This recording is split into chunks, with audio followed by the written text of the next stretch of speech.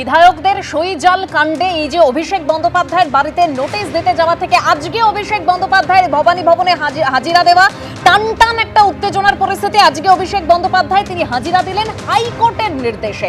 দীপ্তাশ্র জয়। দেবস্মিতা, আমরা যখন 4 তারিখে রেজাল্ট বেরোলো তখন দেখলাম তৃণমূল কংগ্রেস মৃত, যার প্রতিনিধিত্ব করছেন প্রদীপ্ত। তারপরে আমরা দেখলাম যে সইজাল কাণ্ড এবং তারপরে হলো তৃণমূল কংগ্রেস ঋত। তারপরে আজকে দেখছি পুষ্পা, জাহাঙ্গীর, অভিষেক ব্যানার্জির সুযোগ্য শিষ্য চামচা, সে দেখলাম তৃণমূল কংগ্রেস ধৃত এবং তার সাথে একই সাথে তৃণমূলের রাজ্যসভার সাংসদদের পদত্যাগ দেওয়া অব্যাহত। আর এখন দেখতে পাচ্ছি তৃণমূল কংগ্রেস রক্ষিত অভিষেক ব্যানার্জি, যিনি কিনা ভোটের আগে এন্টায়ার ইউনিয়ন অফ ইন্ডিয়াকে চ্যালেঞ্জ করেছিলেন এবং বলেছিলেন স্বরাষ্ট্রমন্ত্রী অমিত শাহকে যে 4 মে 12টার পরে কলকাতায় থাকবেন। তিনি নিজে আজকে কলকাতা আসতে ভয় পাচ্ছেন রক্ষা কবচ না পেলে। এর আগে কয়লা চুরি করেছেন, বালি চুরি করেছেন, চাকরি চুরি করেছেন, এখন সইটাও চুরি করেছেন। অর্থাৎ পুরোটাই চোর। মানে একটা দল তার শুরু হয়েছিল একটা প্রতীক দিয়ে, সেই প্রতীকটা চুরি। তারা তারপরে সরকারে এসে যাবতীয় রকমের চুরি করেছে, কম্বল থেকে শুরু করে কলেজের পরিবেশ সব কিছুই তারা চুরি করেছে। কলেজে কলেজে ওআইও রুম পাওয়া যাচ্ছে, আরও অনেক কিছু পাওয়া যাচ্ছে। কলেজের লাইব্রেরিতে বোতল পাওয়া যাচ্ছে বইয়ের বদলে। আর তারপরে শেষে কিনা আজকে তাকে রক্ষা কবচ নিয়ে আসতে হচ্ছে। এত বড় দাবাং নেতা, তিনি কেন রক্ষা কবচ ছাড়া ঘুরতে পারেন না? কেন তার এত প্রাইভেট সিকিউরিটি লাগে? এমনকি লোকে বলছে যে তারা ওকে ডিম ছুটতেও ভয় পাচ্ছে, যে ডিমগুলোও চুরি করে নেবে।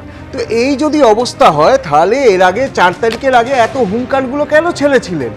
সেইগুলো একটু মনে করুন। সেদিন কি বলেছিলেন? ডিজে বাজবে।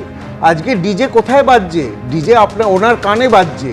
আজকে উনি কি সেগুলোর জন্য আজকে দেখুন কল্যাণ ব্যানার্জি, একজন ওনাদের দলের সিনিয়র নেতা, তিনি অবধি বলছেন যে কি ঔদ্ধত্য, এবং এখনও ঔদ্ধত্য যায়নি। এবং মানে দেখুন, মানে সব রকম তৃণমূল আমরা দেখতে পাচ্ছি, আহত, মৃত, ধৃত। বেশ আমি আবারও আলোচনায় আসবো, তবে এই মুহূর্তের একবার আপডেট জানবো, কারণ ভবানী ভবনের পৌঁছে গিয়েছেন, ভেতরে রয়েছেন অভিষেক বন্দ্যোপাধ্যায়। আমাদের অপর প্রতিনিধি সুকান্ত মুখোপাধ্যায় রয়েছেন। সুকান্ত, একেবারে আদালতের তরফে রক্ষা কবচ দেওয়া হলো এবং বলা হলো যদি তদন্তে সহযোগিতা না করা হয় তাহলে রক্ষা কবচ দেওয়ার প্রশ্নই নেই। রক্ষা কবচ দেওয়া হলো, তারপরে অভিষেক বন্দ্যোপাধ্যায় তিনি হাজিরা দিলেন আজ ভবানী ভবনে। একেবারে দেখো, সশরীরে অভিষেক বন্দ্যোপাধ্যায় হাজিরা দিলেন, কিন্তু তার আগে 3টে নোটিশ কিন্তু তিনি ফেল করেছিলেন। প্রথম 1 জুন, সেই সময় তিনি বলেন যে তার ঠিক আগের দিনকে সোনারপুরে তার উপর হামলা হয়েছিল এবং সেই কারণে তিনি শারীরিকভাবে অসুস্থ, তিনি সেই হাজিরা দিতে পারবেন না এবং তিনি সেক্ষেত্রে সময় চান। কিন্তু তার পরবর্তীকালে দেখা যায় যে একেবারে ক্রমানুসারে প্রথমে 8ই জুন এবং তারপর 9 জুন তাকে নোটিশ দেওয়া হয়, কিন্তু এই দুটো তারিখেও তিনি কিন্তু হাজিরা দেননি। তিনি পরিষ্কার জানান যে তিনি দিল্লিতে এটি বৈঠকে রয়েছেন এবং সেই কারণে তার পক্ষে আসা সম্ভব নয়। অবশেষে আজকে কলকাতা হাইকোর্টের বিচারপতি কৌশিক চন্দ্রর বেঞ্চ যখন বলে যে আজকে 6টার মধ্যে অভিষেক বন্দ্যোপাধ্যায়কে হাজিরা দিতে হবে এবং রক্ষা কবচ 21 দিন যেটা তাকে দেওয়া হচ্ছে, কিন্তু তার প্রাথমিক শর্ত হচ্ছে যে তাকে যে কোনো সময় যখন তদন্তকারীরা ডাকবেন তখনই কিন্তু তাকে যেতে হবে এবং তাকে সহযোগিতা করতে হবে। ঠিক এই জায়গা থেকে সেই বার্তা পৌঁছানোর পরে কিন্তু অভিষেক বন্দ্যোপাধ্যায়ের তরফে দেখা যায় যে তৎপরতা, তিনি সঙ্গে সঙ্গে দিল্লি থেকে ফ্লাইট সেখান থেকে ধরেন এবং আজকে 4টের কিছু পরে কলকাতা বিমানবন্দরে নামেন এবং সেখান থেকে সরাসরি তিনি প্রথমে বাড়িতে যান, মামলার বা এই তদন্ত সংক্রান্ত যাবতীয় নথিপত্র নেন এবং তারপরে একটি কালো গাড়িতে আমরা দেখতে পেলাম সিকিউরিটি গার্ড নিয়ে তিনি কিন্তু সরাসরি এই ভবানী ভবনে সেখানে প্রবেশ করলেন। এখন ঘড়িতে বেজে গেছে প্রায় 6:08, অর্থাৎ ভবানী ভবনের ভেতরে প্রবেশ করেছেন। ইতিমধ্যে কিন্তু প্রায় 20 মিনিট হয়ে গিয়েছে, কারণ 6:10 আগে তিনি এখানে চলে আসেন এবং একদম সাধারণ যারা এখানে তদন্তের সহযোগিতার জন্য আসেন বা সাধারণ কোনো ভিজিটার যেমন থাকেন, যে ঢোকার পরে তারা প্রথমে ভিজিটারের যে লগ বুক থাকে সেখানে সাইন করতে এবং তারপরে যাওয়ার পারমিশন মেলে, ঠিক সেইভাবেই 5 মিনিট সেখানে তিনি দাঁড়িয়েছিলেন। পরবর্তীকালে স্বাক্ষর বা প্রসেস সেখানে কমপ্লিট হওয়ার পর তিনি কিন্তু ভেতরে চলে যান।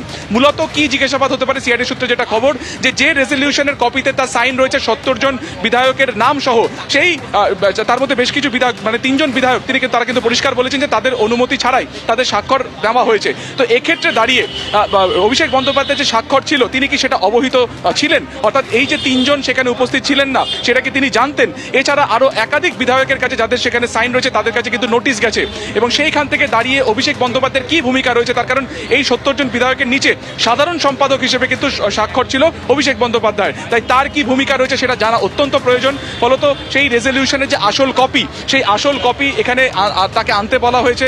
এখন সেই রেজলিউশনের কপি দেখে স্যাটিসফাই হয় কিনা তদন্তকারীরা সেটা কিন্তু দেখার, এবং প্রায় 6:08 বেজে গেছে, 20 মিনিট তিনি ভেতরে রয়েছেন। এখন দেখার যে এই তদন্তের প্রক্রিয়াতে তিনি কোন কোন প্রশ্নের সম্মুখীন হন এবং সেখান থেকে দাঁড়িয়ে তাকে কতক্ষণ এখানে জিজ্ঞাসাবাদ করা হতে পারে বা তার বয়ান নেওয়া যেতে পারে। কারণ যেটা তোমাকে বললাম, এর আগে 3 দফায় তাকে ডাকা হয়েছিল, কিন্তু প্রত্যেকবারই তিনি কিন্তু নোটিশ এড়িয়েছেন। অবশেষে কলকাতা হাইকোর্টের একদম যে নির্দিষ্ট সময়সীমা বেঁধে দেওয়া হয় যে সন্ধ্যা 6টার মধ্যে তাকে আসতেই হবে, আমরা দেখতে পেলাম সেই সন্ধ্যা 6টার মধ্যে কিন্তু অবশেষে কলকাতা হাইকোর্টের নির্দেশের পরে সরাসরি উপস্থিত হলেন অভিষেক বন্দ্যোপাধ্যায়। তোমাকে একবার সরাসরি ছবিটা দেখাবো, সন্ধ্যার ছবি। এই মুহূর্তে ঠিক ভবানী ভবনের সামনে আমরা দেখতে পাচ্ছি ডান দিকে সেন্ট্রাল ফোর্স দাঁড়িয়ে রয়েছে, বাদিকে কলকাতা পুলিশ এবং রাজ্য পুলিশের একটা অংশ সেখানে দাঁড়িয়ে রয়েছে।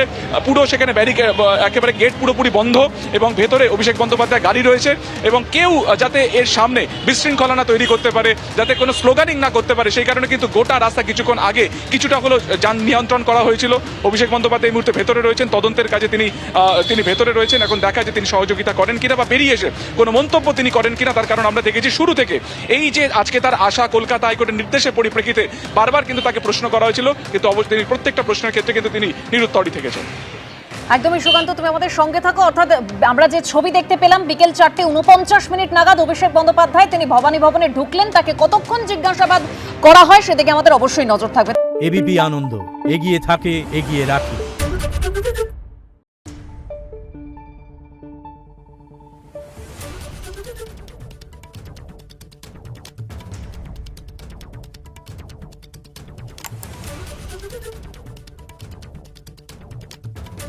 Thank you.